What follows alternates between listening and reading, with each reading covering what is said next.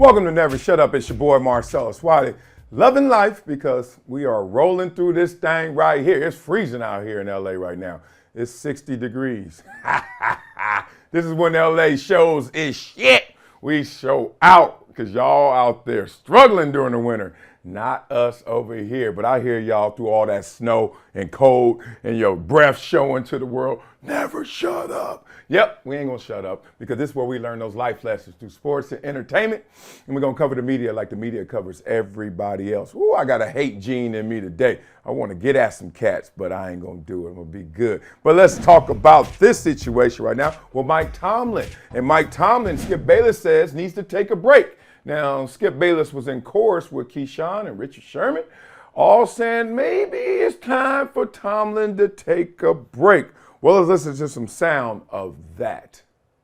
If I could have played the game you guys played at the highest level, I would want to play for that guy because that guy would make me want to run through brick locker room walls for him. The Mike Tomlin I've watched these many years would have just given some nice non-answer to that question. This isn't the time or whatever.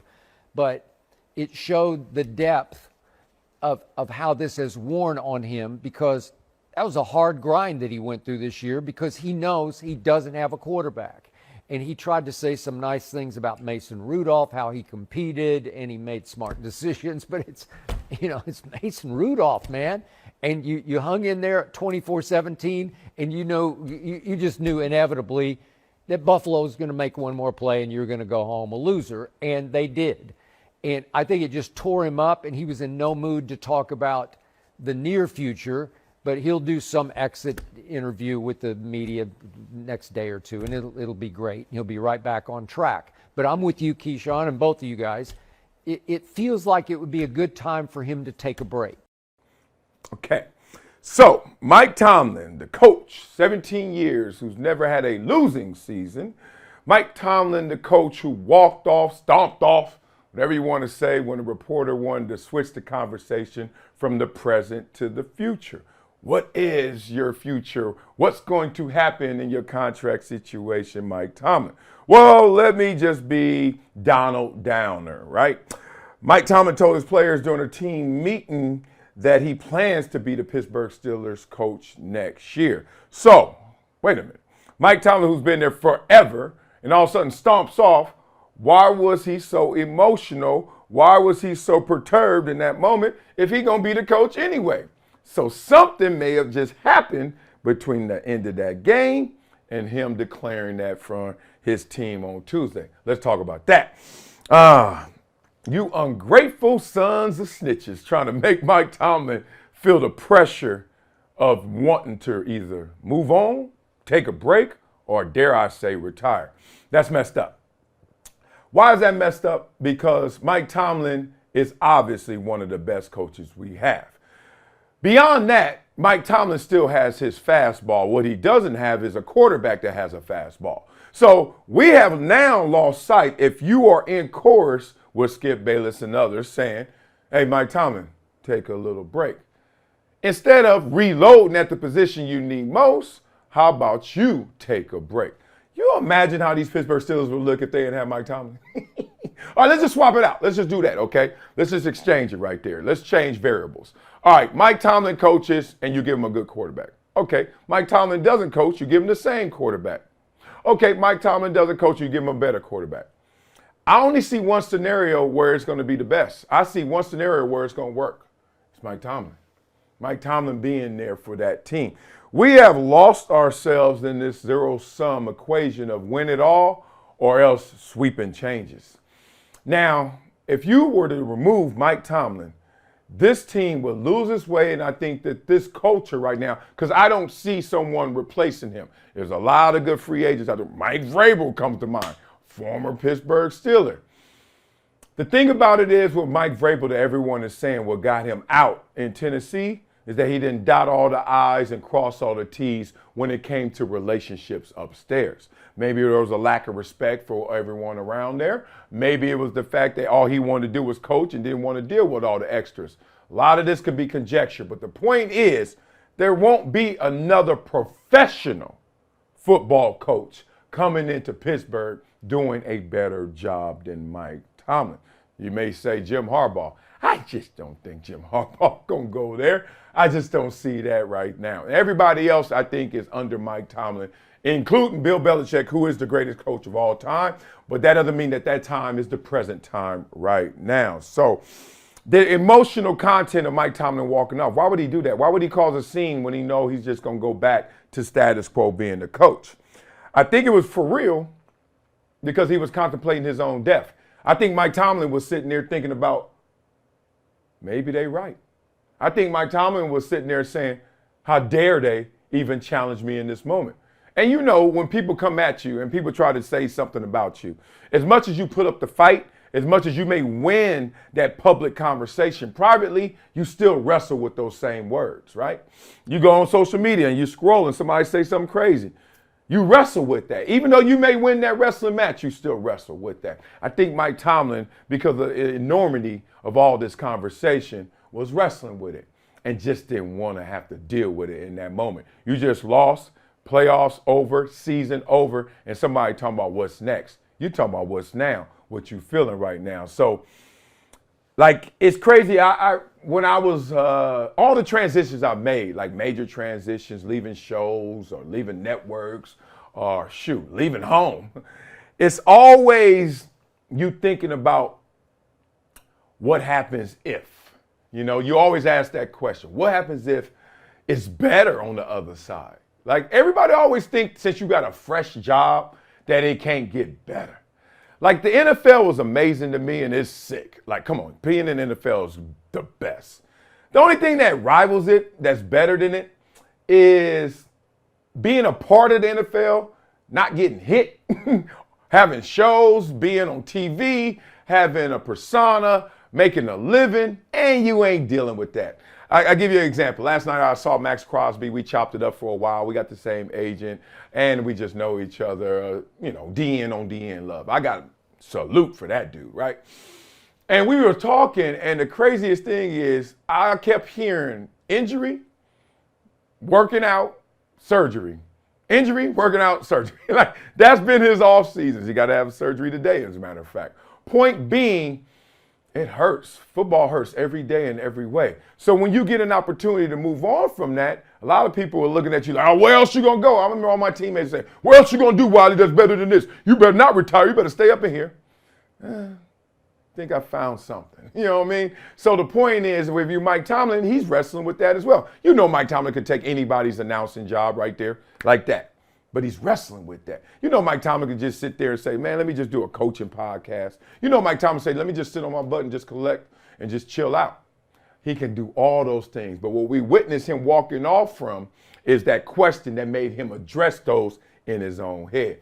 He didn't want to deal with all those opponents, all those conversations. So it was pretty cool to see it. I just don't understand why they're trying to put pressure on Mike Tomlin. Like, there are 32 coaches out there, and y'all putting pressure on Mike Tomlin to make a decision or to take a break or to move on. Just get him a damn quarterback. It ain't that damn hard. So what y'all think? Y'all think that Mike Tomlin still should be the coach of the Pittsburgh Steelers? Or y'all like, man, Skip right, dog. I don't know what the hell you talking about, Wiley. Skip good.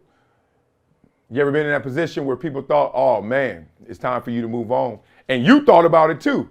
And have you ever moved on to a better situation, even though you already had a good one? That, to me, would be Mike Tomlin if he moved on. All right, let's talk about something that really grabbed me, really struck me, was Dez Bryant and his interview. Dez Bryant gave an interview on the pivot. And in this interview, dog, he went there in terms of some of the things that triggers him and some of the things he's trying to break in terms of generational curses. Check out this sound.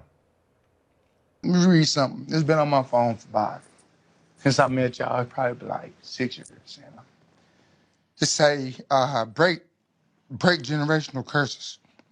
Quit yelling at your kids before they go to bed and expect them to sleep well. Quit yelling at your kids in the morning right after they wake up before school and expect them to have a good day. You set the tone for your children. You set the tone for your voice that they will always remember in their heads. You become the inner voice. Don't be the inner critic. Speak life, speak love, speak bravery, kindness and hope. Speak wisdom and truth. Most of all, listen to your children. I never had none of that. I get that to mine. And that's my number one priority. I follow that. That's how I break it. And,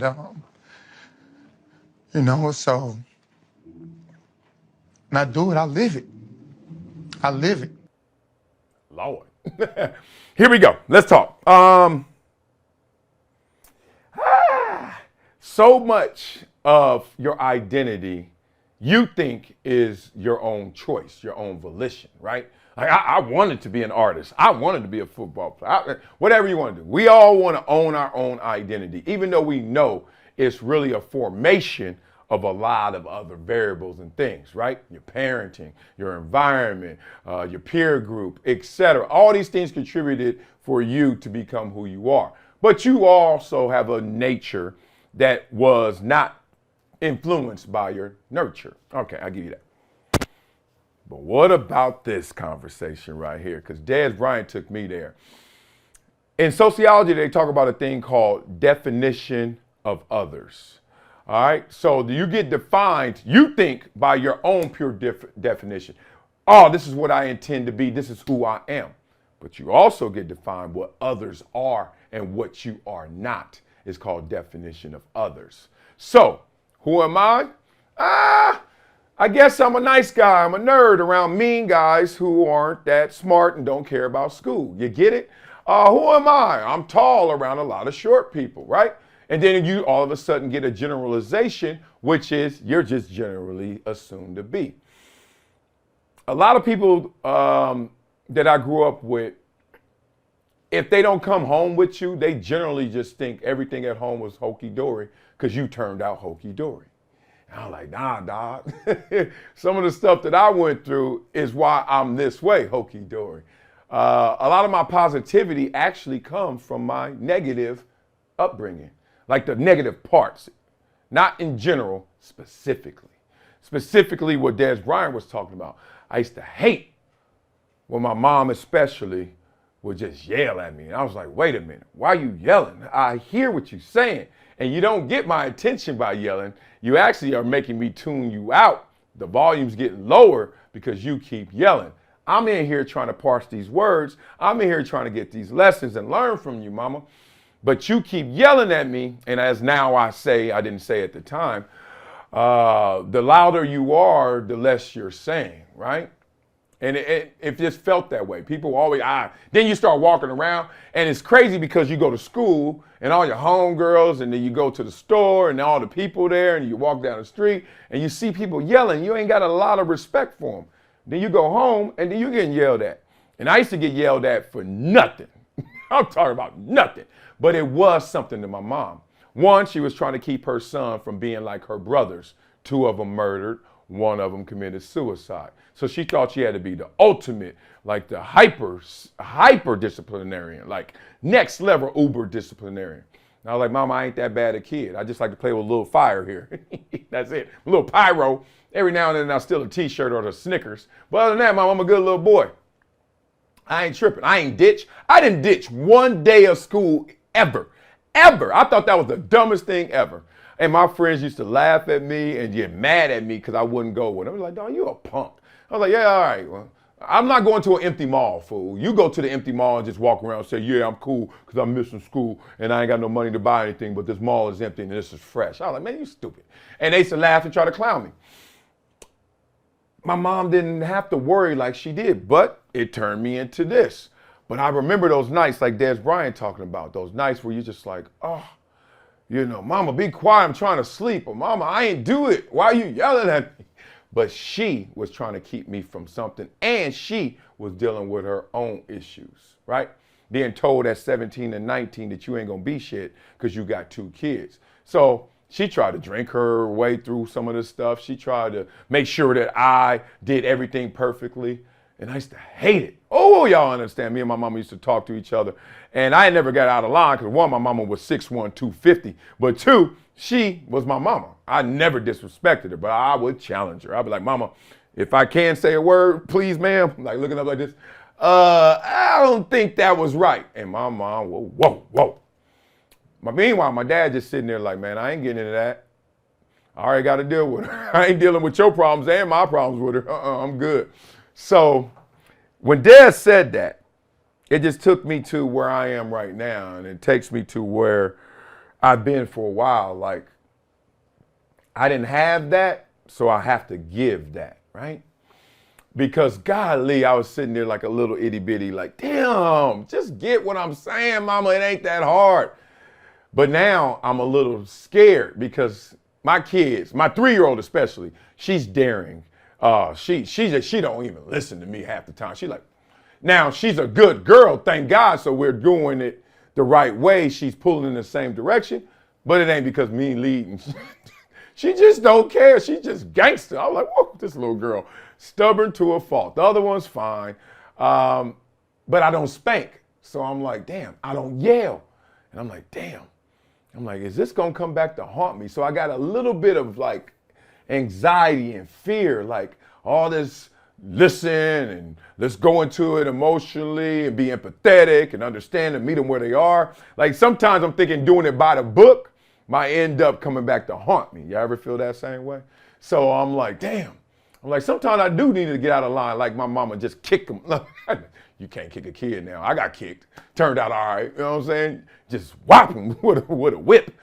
I got whipped. Can't whip a kid now, right? And the craziest thing is the kids are on such alert. I think the positive of it is because I don't yell, because I am empathetic, because I am there for them. They look for me to be there in all situations, physically, emotionally. My son messes up anywhere. His first look is, and it's like, Daddy, am I okay? And I'm like, yep. We got little signals we do it. He at the assembly, he nervous. We got all kind of little things people don't understand. We got our own little code, little Morse code, little Marcellus code over here, letting people know. So when Dez went there, and he went there emotionally, I was like, that just triggered me because I was an itty bitty wanting way different. But who am I to say, in my predicament, in my circumstances, if it were different, that I would be the same. So y'all tell me what y'all went through, beat it up. Tell me what you think about what Dez Bryant said. I thought that was real heartfelt and emotional right there. And you can tell Dez, I mean, look, from afar, and when him and his mama got into it, I was like, oh, that's dysfunction to the fullest. So I'm not saying I went through that. I don't know what he went through, but I assume it was worse than what I went through. You said my mama was way bigger than he. So when she put them paws on me, boy, it was a whole different animal. Tell me what you guys think about the whole situation and how do you raise your kids? Y'all still out there spanking? Y'all out there listening? How do you keep the discipline that you need without being ultimately that enforcer like we all know we had in our generation? All right, y'all, let's get into this one. We staying on them itty bitties. This is another thing that I always think about. These badass kids, right? Which I don't blame. I just notice you a bad kid. And then I notice, and now I'm blaming your mama and your daddy if they hear. So there were some sounds from podcasts my man Sebastian Maniscalco and Scott Cohen do about parenting, right? Daddy and doctor. Let's talk about this. Do y'all reprimand other people's kids? And don't cop out and talk about, oh, well, if the parent is there and if the parent ain't there, listen to what they said and let's talk to it. Is it okay? And have you ever done this? Mm-hmm. Have you ever reprimanded other people's kids for the behavior? Or do you just sit there and go, If their parents are there, no. If I'm in charge of them for the day? You're not in charge. No. It's just... No, I find myself biting my lip, especially if their parents are there, even if I'd want to, unless it affects my own children.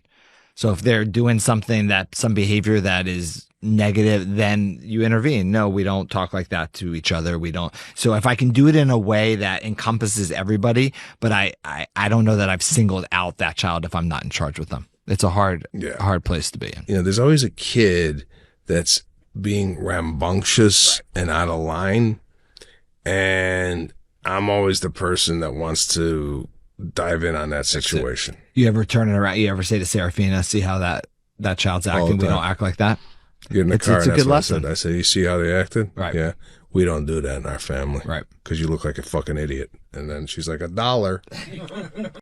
See, they try to worm through it too. We ain't worming over here, damn it. They mama or they daddy or both of them right there, but they ain't doing what this kid needs. What you doing? I ain't doing nothing. I'll try to act like, okay, I ain't doing nothing. Boy, am I cursing y'all out in my head. So this is the worst experience that I get when I'm out because I love people / really got love for kids, right? I'm the dad in the pool with the belly out, throwing footballs with kids I just met. And it always starts with this. Play with your own kid. I'm playing with MJ. Then all of a sudden, next thing you know, some little boy coming around, they biting their fingers, they just looking. And it's so cute, but it's so silly. You see another little 8-year-old, he doing this. He's just looking. He in the middle of the pool just staring. And then you're like, oh, you want to play? Yeah. Come on, man. You could just ask little homie, but that's how you learn, right? So then now I'm throwing 3 flies up. They playing. Next thing you know, some 11-year-olds is like, I ain't asking. I'm just jumping in. So now you got big boys and little boys, all that. Next thing I know, and my wife always catches this because we on vacation. She like, where their parents? Their parents ain't even checking in, right? The kids could swim. I guess the parents like the kids can swim. Then you start looking around. It's been an hour. It's been 2 hours. I'm throwing kids in the air because kids are light in the water, so they think I'm amazing. I'm like, nah, your ass weigh like 2 pounds. I'll be launching these suckers, right? So it's fun. I love it, and that's my workout, so my belly ain't that big out the water. And then it's 3 hours. You ain't 8. This parent ain't checked. And then you start looking around poolside, and everybody on their phone. Some of them reading a book. Some of them got the book on their head. And I'm sitting in here going through the combines with their itty bitty. So I'm like, so then all of a sudden, one of the itty bitties got to act up, right? He running by the pool. One of the itty bitties got to act up. He says something crazy to the other one. Hey, man, come here. And I'm like, damn. Tell me if I'm by myself on the island. I'm talking to this kid, and I'm talking to this kid like his parents is right here. So I'm not going to the line I want to go to. I'm like, you shouldn't do that. You shouldn't do that. Even though if it were my kid, I was like, boy, don't you ever, you know what I mean? Like, if it was my kid, I'd be like, I'll be on 8, not 10. I'll be on 8. It's their kids, I'm just going to wait. On my kid, 8. Their kid, wait. I hate that. So I don't know what the remedy is other than parents. Check in on your kids. Give it a 10-minute rule, not a 10-hour rule. Like, check on your itty bitties because somebody going to chin check it. Now, have y'all ever seen this? Somebody else does check somebody's kid. And I be sitting there like, damn. First thing you think is, if that were my kid, you better not talk to him like that. But you also flip it with, he right. I'm glad that kid got checked because I wanted to check him, but I'm glad he checked him. And then you just caught up in that little cycle, then you move on, right? Silliness, man. So, man, just tell me what y'all think about that whole scenario. It's somebody else's kid, and they kind of in your supervision right now because their parents is reading Instagram. And then you are like, you checking them or you not checking them? And what happens when you see somebody else check them? Give us some stories. Beat it up in the comments. Let me know what y'all think. All right, y'all. Coming up next on Never Shut Up. Man, I got to give y'all some love. What's up with Wiley? What's up with your boy that dude? Wiley Wins'day. I'm going to predict all of the winners like I didn't last week. I went 50-50 last week, 500. Throw up some comments, hit you with a Wileyism. Next, Never Shut Up, Brinks TV and Reese TV. Tell me what y'all see different back there. Anybody?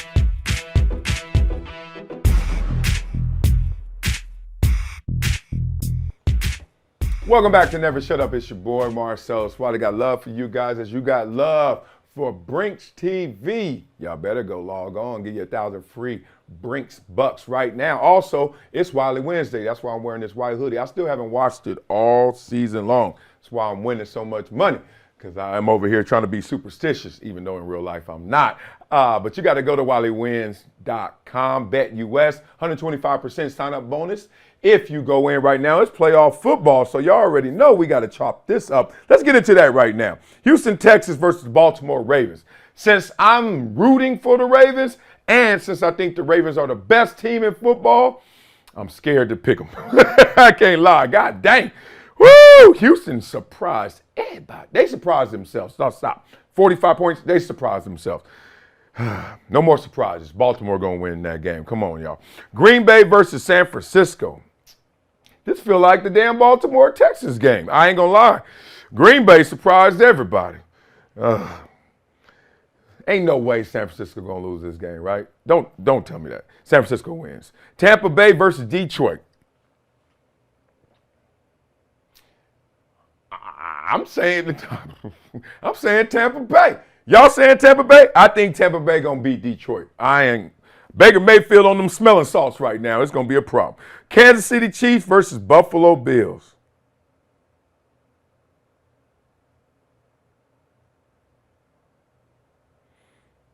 Lord. If the Chiefs go into Buffalo, I don't know what the weather's going to be. Tell me. They were throwing them things up last week. That snow crumbs. It wasn't even snowballs, no snowfall, just snow crumbs. If Kansas City goes into Buffalo and beats them,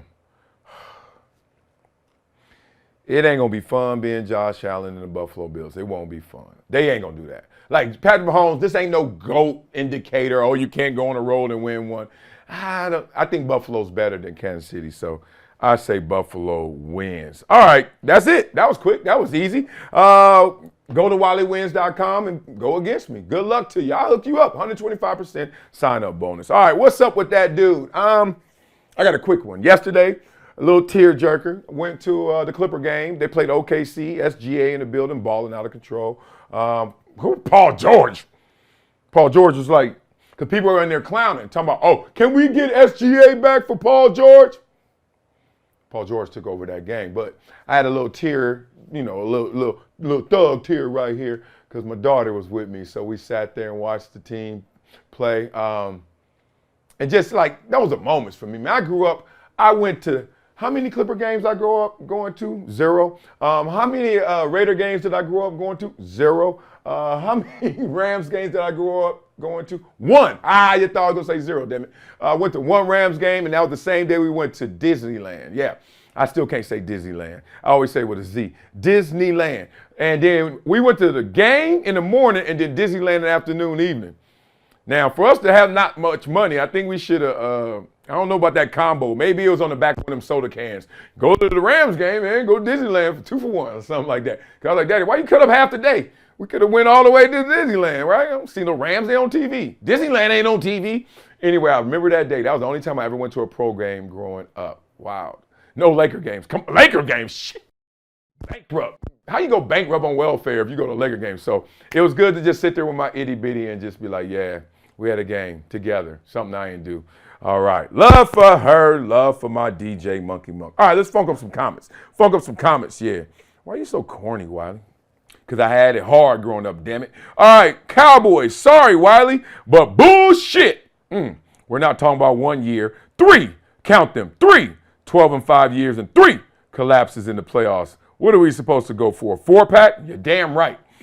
Oh, next year will be different, huh? At home, a chance for home field through the playoffs. We're not going to win with Dak, and Dak ain't going to win nowhere else. He just ain't that dude. I'm that dude, but I hear you. 7 years to be that guy, and it just ain't happening. Oh, that's what they said about John Elway. Oops. Nah, he ain't John Elway, but still. I don't care what Sherman has to say. He's a 49ers rider. Sucky Cowboys that can't win in the playoffs. Oh, he loves that. Why would I listen to him? He's going to be objective. Well, you said enough. I'm just of the belief that teams aren't built to win Super Bowls. They're built to contend to win Super Bowls. and the Cowboys are contenders. Now, you keep trying to build the Super Bowl team, you're going to end up with no bowl team. I mean, every time I've seen a dream team in football, they were having nightmares. Let me just tell you that. And that is some foreshadowing. Y'all catch it later. What team that you ever said, they built that team to win it, and they just won it? No, it takes reps. It takes time. You got to go there and take some L's, right? Look, Kansas City is a dynasty right now. They won 2 of what? 4 years of greatness? Maybe a little. You can count the 5th year. Y'all stop. Who winning these things like that? Last team to win back-to-back, was it Denver? When I played, 97, 98. Did New England go back? Yeah, they won 3 or 4. They had to go back, right? But New England and Denver, let's just say that. You gonna throw away all of this for that. It sounds like you cheating on your wife or your husband. Silly. You gonna give away all that for that. Yep. Hey, put your mama on the phone. Hey, baby, how you doing? I'm never coming home again. Love you. All right. That's what you doing. Like, you giving up 12-5, they go, we gonna win it all. And one team wins it all. And it's usually not the team that anybody predicts. Look at Baltimore. We'll see this weekend. We'll see the next weekend. We'll see if they win it all. And if they don't, another 12, another win season, and they got home field, they do it. Blow up the team. Lamar Jackson ain't it. 2 MVPs. Lamar ain't Dak. He getting the results. Dak ain't got no MVPs. What y'all doing, dog? Y'all, I'm about to say, y'all ain't played football. I'm about to go there. You know how hard it is to just be, let alone compete, let alone win in the playoffs, let alone win it all? Okay, and if we come up short, please, grace and mercy, my man. Understand, keep perspective, staying hard. Dak walks into Jerry Jones' office to talk extension and says, I want $60 million a year for 4 years. What do you think Jerry will say? His cap hit this year is $59.2 million and no trade clause.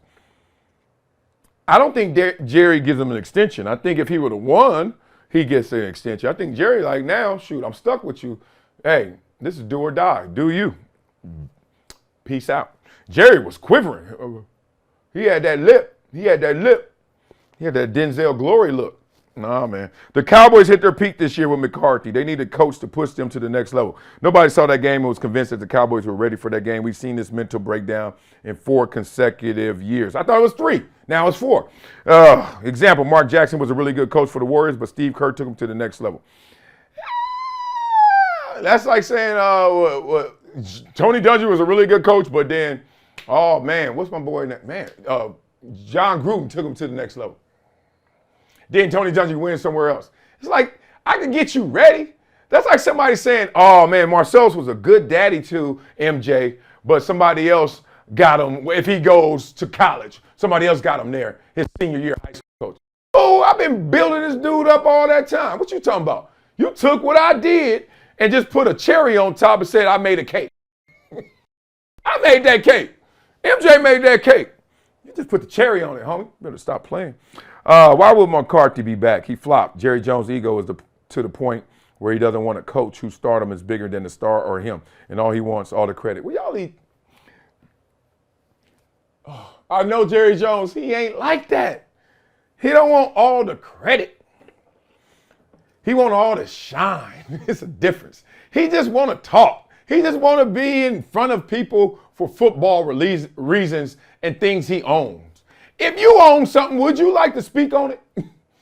You own your house, don't you? Open the door, say, hey, welcome in. Hey, how you doing? Oh, yeah, the fridge over there got it stacked and loaded. Got some buds over there. Like, don't you show pride of what you own? Why can't Jerry do it? Oh, he's hurting the team. If a word could make a tackle, he hurting the team. But it doesn't. So it ain't hurting no team. Y'all better stop playing. Partying after games. That's a long one. I don't think partying after a loss is as enormous as the media tries to spin and disfigure it to viewers. You're right. Losing can absolutely be a stressful thing, and most people, especially in the days we are living in currently, need that release. It's therapeutic. That's why you're going out, to get that release. Is to be in practice doing everything right. Team is meshing well and communication is fluent. Then to see it not transition on the court positively, into wins on game days is completely draining mentally, emotionally, and physically. Yep. Some crack quicker than others as well. Some crack quicker than others as well. Okay. They are human. It's understandable. What you don't want is motivation and morale to be so low within the team that you start seeing it visibly in players on the court where they don't make the timely plays and bad decision making from unfiltered minds. Effort goes a long way too. Preach. All I'm going to say is, look, people don't understand this. Whoever I am, however I live, however I got here, however I feel the best, I can do that win or lose because they are in two different worlds. If you got there burning the midnight oil, Lawrence Taylor, maybe Tiger Woods, Michael Jordan for sure, you ain't got to stop burning that oil, baby, because it's gassing up that engine. You get it? And these cats be out here trying to fake it. And every time somebody try to fake it and try to go, oh, I'm a good boy and I got a sexual addiction, lying to the public, what happens? They sorry. You know how many of my teammates party? You know how many Hall of Famers I know and I play with that party? I partied and I was good as hell. I just kept getting hurt. Oh, that's why you got hurt. Shut up. Them fools was out partying with me too, and they in the Hall of Fame. What happened to them? I ain't calling out no names. I'm just saying people in them streets and balling on that field too. When are you and Max going to start a podcast again? The two of you make a perfect match and will blow up 100%. Maybe do a nighttime podcast like Onk and Ocho. We chop it up still, but we ain't chopping it up about that. Like I tell y'all, one, Max ain't got to do nothing to November because he getting paid. I'll be going to November. He on his Wyclef right now. Plus, man, everybody, all this podcast. Like, I'm just talking to people, man. I'm over here building up Brinks and building up my foundation. You better recognize, you know what I'm saying? But I know there's some people out there that reach out to me and you know, Max and I could start that conversation. Yeah. But I just like talking to y'all. Damn, y'all ain't happy with nothing. All right, y'all. Y'all know how we finish every show. You never know. What a Wileyism. Yeah. I'm up higher, so I got to spin slower. Shut up. All right. If you don't dream, you'll have nightmares. Ooh. I think there was a movie that has something similar to it called Diner. But point is, if you don't dream, you're having nightmares. What's your option, right? Just restful, peace? Nah, you got to be ambitious. You got to have goals. And what do you see when you see goals, when you write it down? Write down your goals. What's the first thing you see when you write down the word goals? G-O. Go! Let's go. Goals. I got goals. And I ain't going to go. You got to go. Come on, man. We got to go get this. Man, I swear, I'm just on this kick right now where, I'm up here with this. This is going to happen. Everything, I'm going to manifest it. I ain't stopping. I'm not going to stop. I'm going to be resilient, persistent in all things I want to accomplish. That's it. Because we know the alternative. So when my friends used to complain in the NFL, I'm coming from small school Columbia, I'm up in the league, and these cats complaining about all the fans that want autographs and pictures. Max Crosby was getting attacked yesterday. I get my share, of course, always, but he was getting attacked, right? Attacked, like, and he was just gracious with all of them. But the point is, I'm glad he was because I've had teammates who weren't. And then you always think it beats the alternative, don't it? Like going somewhere, let's be real. It feels good to get noticed. That's why people have spiky hair. That's why people got nose rings and 20 tattoos. They want somebody to just be like, you just want to be noticed. Well, to get noticed and then complain, you mother, sorry ass. And that happens. So, same with this situation. You ain't dreaming. You're going to have the alternative, which is a nightmare. I always think when you get high on your horse or you lose your way or you mad at stuff, you getting tired, you mad at what you got to go through to process to get to your goal, complaining, it beats the alternative, right? It beats the alternative. I'm tired of walking. It beats the alternative. You can't walk. Woo, you ever see somebody walk by you and just remind you how special and blessed you are? You think you broke and somebody else is asking you for money. That part. So make sure when y'all go to bed tonight, make sure y'all got some goals down, some dreams, right? Because if you don't dream, you'll have nightmares. That'll do it for today's episode of Never Shut Up. I love y'all. Love y'all. Love y'all. Man, I got my DJ stuff set up over here. I got the show with the itty bitties coming. I was circling little kids running. Whoa, these kids can't run. Let me stop. Let me help them out. Oh, man, it's coming, man. That dudes. And we're going to do some club brinks up in here, DJ battles, all that and more. Love y'all. Have an amazing day. About to play some pickleball. Pickleball. Stage a lot faster. Oh, I'm so honored. I'm so inspired to be here, and thanks Shine Global for this award, to be recognized for doing the right thing, to be recognized for doing good things, and trying to inspire others for their own greatness. I'm just a kid from Compton who, at an early age, had to look inside to find my opportunities, because on the outside, there were so many whispers and sometimes yells of I couldn't make my dreams a reality.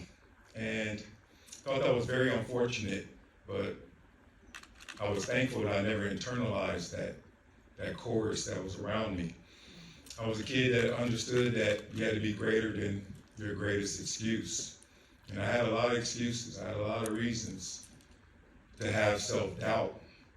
But I was able to develop my inner power, discover that inner power, and make sure that I showed the world exactly who I wanted to be.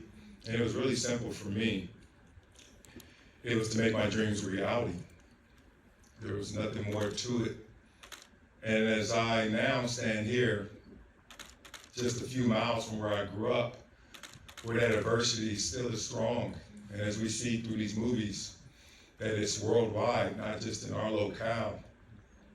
You see the suffering, you see the gangs, you see the drugs, you see the poverty. And there's always one common escape. It's that inner power, it's that ambition. It's having a voice that's louder than those surrounding voices.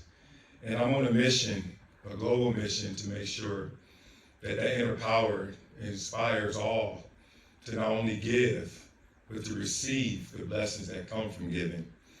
And I'm up here right now as a guy who's challenging everyone to give their 3 T's. That's time, that's talent, and that's treasure. Human capital, financial, whatever it may be. Let's invest in each other, because we all have to coexist here together. And as I look around and I have a foundation that really inspires these kids to become their greatest version of themselves, and to look in the mirror to make sure that they're greater than their greatest excuse. It gives me my greatest passion. I was a kid who wanted to be a school teacher, but because of my height, weight, and speed, I became a football player. So I took that helicopter ride up as high as I could, but as I was ascending, I never forgot that I was once one of those fork-in-the-road kids who was shot at many times, who had to navigate around adversity every single day, who had to waste so much of his brain power just trying to get home every day. And so many experiences that sometimes you become desensitized to. But in reality, that is someone else's reality. So I'm so thankful to stand in front of all of you guys as an example of the kids that we're trying to affect, the underserved, the underprivileged, those who are told that their hardships are greater than who they are. But hopefully we can inspire them all to look inward, because everything they want out there is already in here. Appreciate you guys. BetUS, America's favorite sportsbook, where you can bet on everything, anytime. Sportsbook, casino, horse racing, live betting, and more. We have the best bonuses in the industry. That's right. Get a 125% sign-up bonus, and to celebrate our 30-year anniversary, we're giving up to 30 risk-free bets, a truck, Super Bowl tickets, and more. Don't miss out. Play smart. Join now. BetUS, where the game begins.